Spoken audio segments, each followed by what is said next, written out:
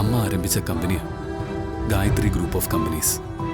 ഇത്രയും കാലം നമ്മുടെ കമ്പനി അഭിമാനപൂർവ്വം പ്രവർത്തിച്ചു വന്നത്. ഇപ്പം നമ്മുടെ കമ്പനി അമ്മ നിഷ്കർഷിച്ചിരുന്ന പാതയിൽ നിന്നും വ്യതിചലിച്ചിരിക്കുക. അമ്മയ്ക്ക് തീരെ താല്പര്യമില്ലാത്ത, അമ്മ തീർത്തും എതിർത്തിരുന്ന മേഖലയിൽ കമ്പനി ബിസിനസ് ആരംഭിക്കാൻ പോവുക. അനേകം കുടുംബങ്ങളെ കണ്ണീരിലേക്ക് ആഴ്ത്തുന്ന മദ്യ വ്യവസായത്തിലേക്ക് കമ്പനി നീങ്ങുന്നത്.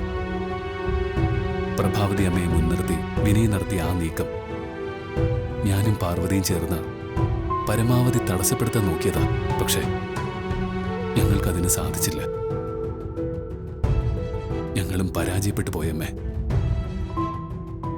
അമ്മ ഞങ്ങളോട് ക്ഷമിക്കണം. ഞങ്ങൾ എഗ്രിമെന്റ് തടയാൻ ശ്രമിക്കുന്ന സമയത്ത് പാർവതിയെ കുറച്ച് ഗുണ്ടകൾ ചേർന്ന് തട്ടിക്കൊണ്ടുപോയി.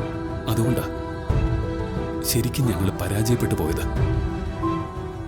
ഇല്ലെങ്കിൽ ഏത് വിധേനയും അത് തടസ്സപ്പെടുത്തിയനെ. പാർവതിയെ സ്വർണത്തിനു വേണ്ടി ഗുണ്ടകൾ തട്ടിക്കൊണ്ടുപോയതാണെന്ന് പ്രത്യക്ഷത്തിൽ തോന്നുമെങ്കിലും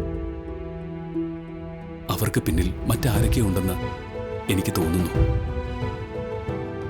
അതാരായിരിക്കും അമ്മേ? ഗുണ്ടകളെ നിയോഗിച്ച് പാർവതിയെ തട്ടിക്കൊണ്ടുപോയത് ആരാണ്?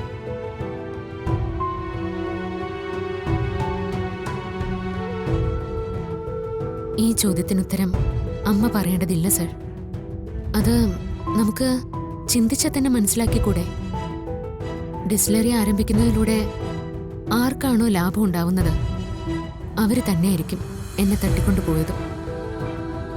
തന്നെ തട്ടിക്കൊണ്ടുപോയത് വിനയുടെ ആൾക്കാരാണെന്നാണ് താൻ പറയുന്നത്? സർ, അതില് എന്താ സംശയം? അവനും റിയയും തന്നെയാവും ഇതിന് പുറകിലും. വിനയ് അത് ചെയ്യോ? ഓഹ് സാറ്, സാർ ഇത്രയ്ക്ക് ശുദ്ധനായി പോയല്ലോ.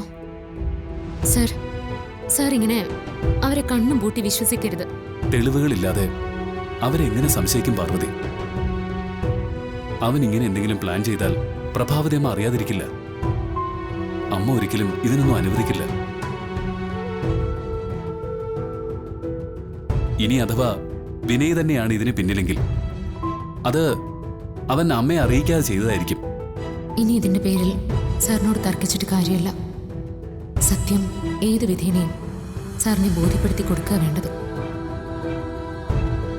ഏതായാലും ഞാനിത് വെറുതെ വിടുന്നില്ല. തന്നെ തട്ടിക്കൊണ്ടുപോയത് ആരാണെന്ന് നമുക്ക് അന്വേഷിച്ചറിയണം. അതവിടെ നിൽക്കട്ടെ. നാളത്തെ ദിവസത്തിന്റെ പ്രത്യേകത എന്താണെന്ന് തനിക്കറിയോ?